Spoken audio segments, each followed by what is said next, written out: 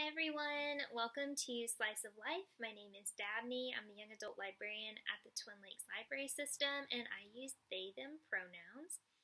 If this is your first Slice of Life episode, let me tell you a little bit about what we're doing. So every Friday, either myself or Abby, the young adult assistant, is going to host this program, and what we do is we kind of just have informal chats with you all about different topics, or sometimes we'll teach you something or have a tutorial.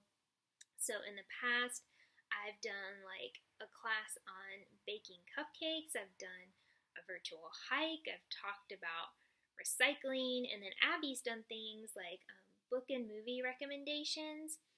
And so that's kind of like a feel of like what we're doing. Today, I'm going to be talking to you all about storytelling because our theme for the Summer Reading Club this year is Imagine Your Story. But some upcoming programs we have on Friday next week, Abby is doing a program on road trips in young adult books and movies. Then we're going to do 2 episodes on myths and fairy tales in movies and TV shows. Then I'm going to do something about cosplay. She's going to do something about Dungeons and Dragons. And then I'm going to wrap up the summer with a virtual field trip. So, lots of things to look forward to. And as a reminder, each episode we're going to give you an activation code.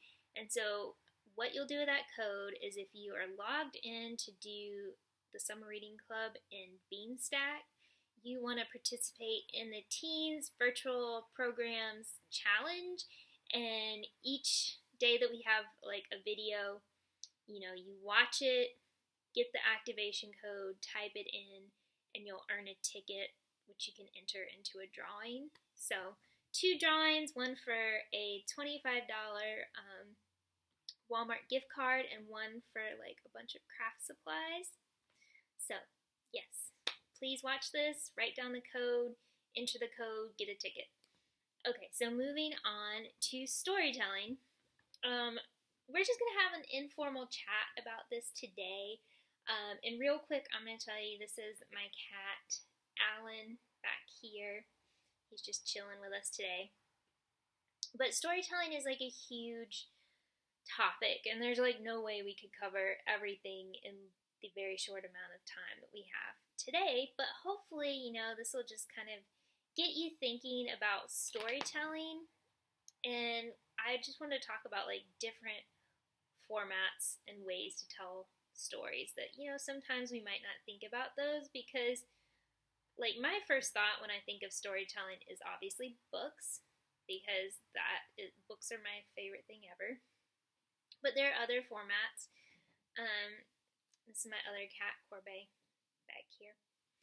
So, thinking about just kind of the history of storytelling, it started out as verbal, oral history.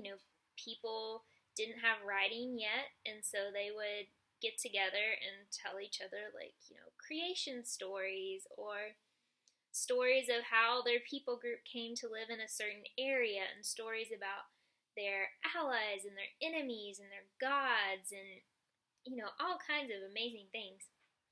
Stories about their heroes.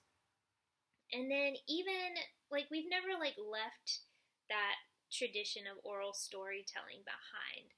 Like to this day, when you call up your friend and you're like, "Hey, let me tell you about what happened to me," that's oral history, that's verbal storytelling. And sometimes like that's like a really, I guess, I was going to say like fragile, but that's not the right word. It's kind of like this very ephemeral way of telling stories that kind of gets lost if they're not like actually recorded, like kind of what we're doing now. We're recording what's happening. But yeah, that's a way to tell a story. And then kind of growing out of that, people developed ways to tell stories through songs, through ballads, and like epic poems. Thinking about like Beowulf is one that I think a lot of people are aware of. And, you know, we still have songs today that tell, like, these stories. Bohemian Rhapsody is just kind of, like, all over the place, but that tells a story. Jolene by Dolly Parton, The Day the Music Died, those are all old songs that y'all might not know about, but they tell stories. I was thinking about, like, Elton John's songs recently, too. You know, stories can be relayed in, like, such a short amount of time, too, which is, it's just kind of cool to think about. So yeah, going off of that, you know, people nowadays, like, tell stories through, like, you can have a vlog. You know, you can have a YouTube channel where you're telling things either about yourself or you're creating, like, fictional stories to share. People tell stories on Instagram, like, literally it's Instagram stories where you're creating, like, you know, images and gifts and all kinds of stuff that's telling about, like, who you are in your life. Kind of related to that is blogging. So, you know, you could, like, there's actual sites that host blogs. Some people have their own, like, professional website, or some people are like me, and you know, I might get worked up about something and I don't want to tell people I know in real life, so I'll just, like, write out a really messy post and put it on Tumblr for just, like, the internet to read. I'm like, I don't need people I actually know to see this, but I need someone to see it and read it. So that's a form of storytelling, like, and of course that can happen on any type of social media. So yeah, kind of going off of that, which is sort of just, like, informal, I guess, storytelling. Then you have more, like, formal methods. Some that, you know, me writing a blog post, that's nothing. It doesn't take very much time, or, like, me recording a video of myself talking to y'all. That's not very intensive. But there, you know, you could step up that storytelling. You know, I pulled some examples. Storytelling through webcomics and comics and graphic novels. This is a really great one, The Prince and the Dressmaker. And I love it because, you know, it's not, like, the most dense graphic novel as far as, like, it doesn't have a lot of text. Like, here, you know, you've got pages with just lots of illustrations, but, you know, it's still telling a story. Like, I love seeing comics that are just, like, that have no text whatsoever, that, like, anybody could just look at this. It doesn't matter, you know, how old they are or what their background is. They can look at these images and get the story. There's an artist, I think their name is, like, Stutterhug. I'll have a link to it. Anyways, they do really cute comics that have no words to them, and I love that. So yeah, storytelling through comics, through art, through, like, you know, murals, all different kinds of things like that. I was thinking kind of about, you know, saying that if you have comics without words, like, anyone can understand it, and people talk about how in, like, cathedrals they would have these, like, really amazing stained glass windows, and that was sort of for the people during that time who didn't know how to read, and they could kind of see these visual representations of these stories. So, like, I also think at that time, like, services were held in Latin, and, like, the normal everyday person does not know Latin and doesn't really know what's happening, but they can kind of look at these stained glass windows and, like, sort of pick up on the story. Anyways, that was a tangent. This is just a talk full of tangents today. And then thinking about some other, you know, more like what we consider, like, traditional storytelling through, like, writing. I like to write fan fiction. I did an episode on fan fiction a little while ago, so y'all can go watch that. But I like to tell stories that way. I sometimes write original fiction too, But, you've got, within even books, you've got lots of different formats to tell stories. There's short stories, there's full-length novels, and writing books is like a whole other topic that we could spend forever on. But, that's okay. And I guess one thing I did want to spend a little bit more time talking about is podcast. So as you may have noticed, like, my song references were all like really old songs, and that's because like I used to really be into music through like high school and college, and then about 5 years ago I discovered podcast, and now I'm like very much addicted to listening to podcast and listening to audiobooks. So I wanted to talk about how podcasts are kind of like this newer brand of storytelling. But real quick, your activation code for today's episode is Story Spinner. Write that down and then put this into Beanstack to earn your ticket.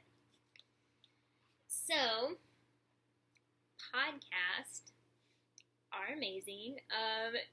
Think about like back in ye old days when people listened to the radio and they would have like radio shows with stories.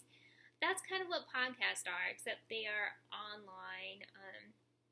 You can get different apps for them on your phone to listen to them that way, listen to them on the computer. So my two favorite podcasts, I love podcasts. I listen to 2 podcasts, so, there's a whole lot out there that I should listen to, but I just haven't had time yet. But the podcast that got me into this form of storytelling, which is basically, for this one, which is Welcome to Night Vale, there are now fancy book editions of the episodes. There's also novels that they've written. But it's created by 2 people, Joseph Fink and Jeffrey Craner. So they write the episodes, and then the episodes are performed by like a cast of like voice actors and like musicians. And there's just like a lot of people involved with like creating podcast. It varies podcast to podcast, but for like big productions like this, there's a lot of people involved, like, people doing the sounds and a lot of things. So yeah, definitely look that up more if you're interested. But I loved this one because Welcome to Night Vale. Night Vale is a fictional town set in the desert somewhere in the United States. And all kinds of really strange things happen. It's kind of like Supernatural meets the X-Files. And what's happening in the town is being narrated to us by Cecil. So he works at the local radio station, and every day he's just telling us listeners what is going on. And at first things are kind of like episodic, but then they build into these big overarching stories. And you're listening to this. It's just, it's verbal storytelling. It's really good. If you like Stranger Things, you'd probably really like this. And like the episodes, like they can be funny, they can be emotional, they can be kind of creepy. I personally don't think this is like that scary, but yeah, this is kind of what got me into listening to podcasts, which is cool. And then I just have to give a shout out to my current favorite podcast, which I started listening to at the beginning of this year. And that's the Magnus Archives. It's a horror podcast out of England, written by Jonathan Sims, which is kind of funny because the main character of the podcast is Jonathan Sims, who is the new archivist at the Magnus Institute. So what he does is he's going through, and there's all these statements that people have made, like written out statements of strange, like, paranormal, supernatural things that have happened to him. And he's going through and reading out these statements. And then at the end, he might be like, oh, you know, he usually tries to debunk them. Honestly, it is a horror podcast. I usually don't do horror, and yeah, sometimes it's like very intense for me listening to them. Like, I'll get chills and get kind of scared about some of those. So yeah, I would, if you're looking for some like really fantastic storytelling, I would say check that out. Again, if you like Stranger Things, you would probably really enjoy it. The cast is amazing. There's lots of voice actors for this. And it's really good. I would also recommend like visiting their website because they do content warnings for the episode. So if you have like any phobias at all, you will want to check that out because, not to spoil things, but the Magnus Archives basically deals a lot with fears and phobias. So check that out. But yeah, that was kind of like my very rambly talk on storytelling, and hopefully from this, you know, if you're interested in storytelling, maybe you're like, hey, this format, I never thought about it being a method of storytelling. I want to learn more about it, and you can jump into that and share your stories, whether they're personal or whether they're ones that you're just spinning, that are fiction, that are creative. Get on out there and do that. But yeah, I will see you all next time.